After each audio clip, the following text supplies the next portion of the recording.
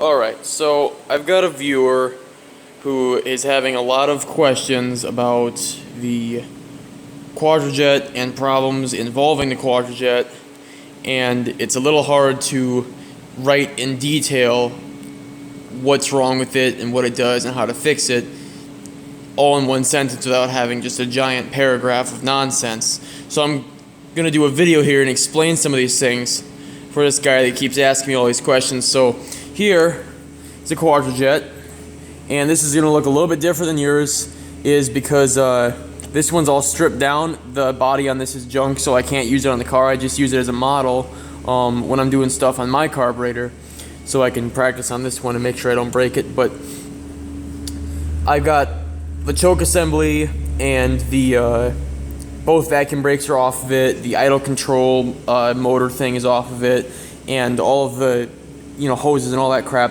are off it, as well as the two sensors you'll notice are missing. All the innards are right there in that pile. So, first thing that I want to talk to you about is you ask about your TPS units being the adjustments off. Code 21 is the voltage is too high on that. So you asked if replacing this would fix the problem, and the short answer is no. The long answer is that this little connector here, and I actually have it still, I took it out because it was still good. You can test it. It's a resistance test. I have mine right here. You take your voltmeter, see there it is. You take your voltmeter and you put in, hold on, let me open this bag here. Alrighty, so this here is a TP sensor. This is what it looks like outside the carburetor. There's 3 connectors on that, and if you look at it on one side here, if it's this side, I don't know if you can actually see that on the camera, but it's A, B, and C. It'll say on the connector there. B is the middle one, and that's ground. A is the top one, C is the bottom one here. So when you resistance test this, you want to put it to the 20,000 ohm scale, stick the ground wire into the middle, and stick the red into the top, and it should be lower than 20,000 ohms. Same with the bottom one, it should be lower than 20,000 ohms. If it's over 20,000 ohms, your meter is going to say OL, and that's overload, and that means that the resistance on the sensor is too much, and it's going to send you a throttle position sensor voltage too low code because there's too much resistance on the sensor, and it thinks that it's going to try and retard your timing when it doesn't need to be. That is the code that you get when you want to replace this. The voltage too high code is the code that you get when your adjustment on this is off. And the only way that can happen, there's 2 ways, is this right here. That shiny thing, that's a plug. You drill that plug out, you take it out, there's a little screw, and the screw you can use to adjust your voltage in the TP sensor. This is something that the dealership manuals specifically say do not touch this unless you absolutely have to. And the only reason you'd ever have to is, it leads me to the second reason that yours might be off, is this guy right here, this screw, that's your idle set screw, or idle stop screw. See, this is your throttle plate right here, and see the end of the screw, that rests up against that. This is your throttle, obviously. If someone messed with this and made it so your idle, your curb idle was a little bit higher, your throttle position sensor is adjusted so that at curb idle, it's supposed to be set to 0.48 volts. That's the spec. If this thing is adjusted out a little bit more, this thing is going to be reading as your voltage is too low or too high, depending on if you back this out or put this in. Sorry, I had a phone call there. So if this was backed out a little bit, your throttle position sensor is going to throw a code for too high. So what you'd need to do is actually just adjust this. I was going to say try and adjust this back to spec, but that's really difficult to try and get this because every car is different, every carburetor is different. There's really no way. The easiest thing to do is to just not touch anything. That's the thing I always try to tell people to do when they're working on these, is don't touch anything. If you have a problem with something and your carburetor is not running right, it's a problem somewhere else. It's not a problem on these because these are very precisely set from the factory. You can't, you mess them up and anyway.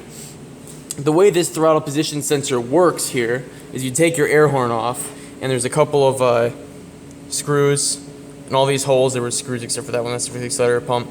But a couple of them back here, 2 of them right here, 2 of them right here, and there's 2 inside there, right there and there. You take all those out, you're going to have to take your accelerator pump arm off. I have that in a different video. And you're going to have to take your choke assembly vacuum brake off. And then this just lifts up, off like that. And there's your air horn. So if you look here on the bottom of it, this is your throttle position sensor lever right here, this little thing. And if you look behind it, I don't know if you will see this on camera, but there's a little screw in there. You can't see it on the camera, but right behind that, there's a screw. And when you turn the screw from the outside, it's going to move that screw inside or in and out, causing this thing to set differently. So right now, that's 0.48 volts. If you move it to a little bit more, it'll be setting out a little bit more, or a little bit less, it's going to be setting down in there more. What this lever does is this guy right here. See this little dimple it's got? That lever right there rests on that dimple. And when you are driving down the road, your accelerator pump arm right there has a separate little shaft that goes in right here, and that shaft is going to connect on the other side to this metal shaft right here. So when your throttle blades open up, it's going to pull your accelerator pump lever down and push your accelerator pump to give you an extra shot of gas. But what's also going to do is it's going to push down on this this lever for the shaft for your throttle position sensor, and in turn, this little lever here is going to go down with it, and that lets your ECM know that you want to go faster, and it's going to advance the timing, which controls how fast you burn fuel. The other code that you're getting is a code 45, which is a running too rich code, and that's going to be a code that involves the mixture control solenoid, which is actually this guy right here. Is this thing. Setting these is very difficult, and if anyone has ever had your carburetor apart before and they took out the screw that holds this in without counting how many turns, your car is never going to run right again. I'm sorry to tell you, it's just not. That's why I had to get a new carburetor, because this one was just absolutely junked by someone who worked on it previously to me.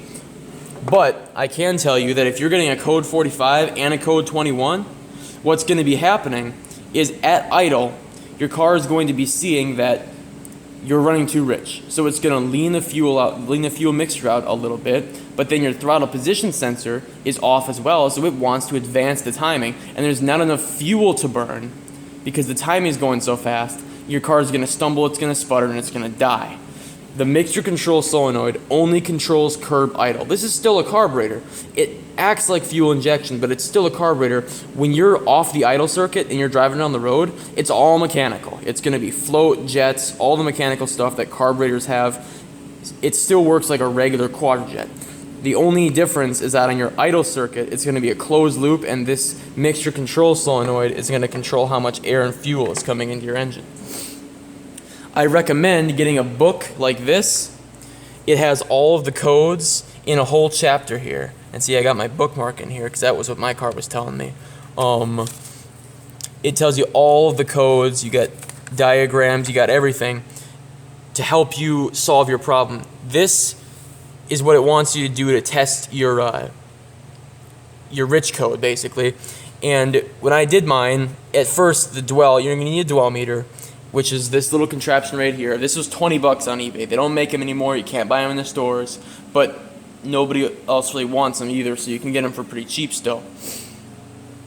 You gotta connect a dwell meter and measure the dwell, and if it's under 50 degrees at this specification, it's intermittent, and that's what mine said, but I was still having a problem. So all in all, when I went through the whole thing, basically the only two things that you're going to have is either a faulty ECM or a faulty oxygen sensor. That's the only two things that can really cause this. And since when your ECM fails, for starters, ECMs on these old cars aren't like the ones in the new cars. These things very, very rarely fail. If this fails, it either got way too cold, it got wet, or it got way too hot. And we're talking about leaving the windows down and the doors open in the middle of a snowstorm kind of cold. Like, you can't just get this cold if it sits in your garage for a couple years. You know, they're pretty hardy. In addition to that, when your ECM does fail, all your codes are going to light up because it's not going to work at all. So I just replaced the O2 sensor, and my problem got fixed, even though the car told me it was intermittent. That's a lie. So I suggest fixing your O2 sensor and seeing if the code goes away. So those fix your two problems with your throttle position and your rich code. The other issue that you mentioned was that your car will start fine. You'll start it up, it'll run, turn it off, wait an hour or two, it'll start up fine. But if you wait more than like 5, 6, 7 hours, overnight maybe, it'll crank and crank and crank and crank, and you got to pump the shit out of it until it finally starts again. That is a very common issue with these, and that's not just with the computer controlled ones, that's all quadrojets of this generation. And the reason for that is, so you take your carburetor here, and you're gonna have to take the main body off of the throttle body for this job right here. So if you look at it from upside down, you've got 3 or 4 screws. You got 1, 2, 3. Take those 3 screws out, and the bottom of your carburetor is gonna come off like that. And it's not gonna come off that easy for you because this one's been apart a few dozen times. But all right, so you see here, this is your primary fuel bowl. This is where all the fuel sits. That's why it's all gummy and shitty in there. This is where all the fuel is gonna sit when your car is off and it's sitting. That's the auxiliary fuel. So when you pump your car in the morning, it's supposed to draw fuel from this well here and spray it into the intake manifold right here, so your car will light off and start. This right here is a plug, they're a fuel well galley plugs, is what they call them. And these things are notorious for rotting out and leaking. So what every carburetor guy ever has to do to these is you take a little thing of JB Weld and you spread it all over the tops of these. These are your secondaries. These rarely leak, but since I had the carburetor apart, I figured I was going to do this to them anyway, because why wouldn't you do it? Because otherwise these are just going to leak and cause problems down the road. But yeah, you need a JB Weld this thing that will fix your problem. And since you got to take the whole carburetor apart to do this, I recommend just doing a full tear down and rebuilding your carburetor. Now, before you do that, there's one last thing I want to tell you. On these carburetors, there are 3 major adjustments on them that are going to be plugged from the factory. If you look at this throttle body here, you're going to see on the bottom, so these 2 holes on the sides, right there, and on the other side right there, those are your mixture control screws, and those control how rich it is. And it's not rich or lean, it's rich and richer. If these are turned in all the way, it's going to be running super rich, and if they're going to be turned in all the way out, it's going to be running less rich. These things are set from the factory what they're supposed to be operating at for your optimal mixture control solenoid performance.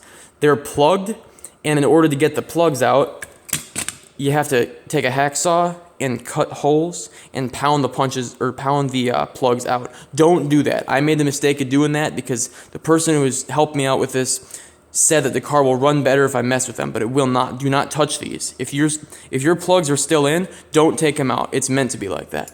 The other setting that you don't want to get rid of is on the air horn here. Look at it. This right here.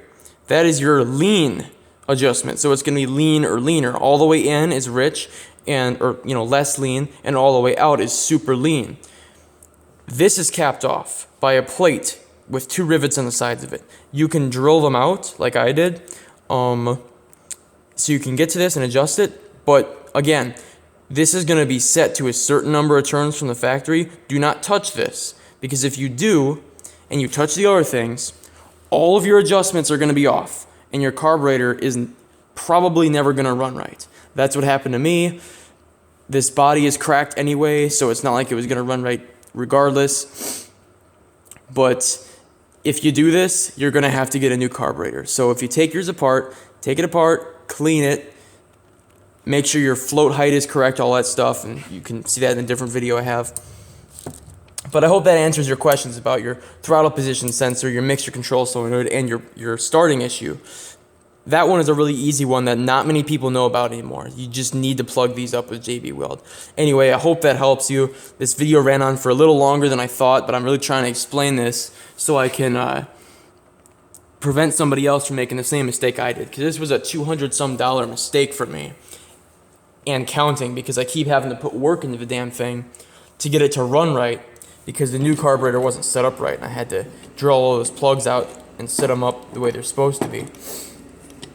And I just finally fixed it. I'm being able to move on to other things. But anyway, hope I helped you. If you have any other questions, feel free to comment, and I'll answer them as soon as I see them.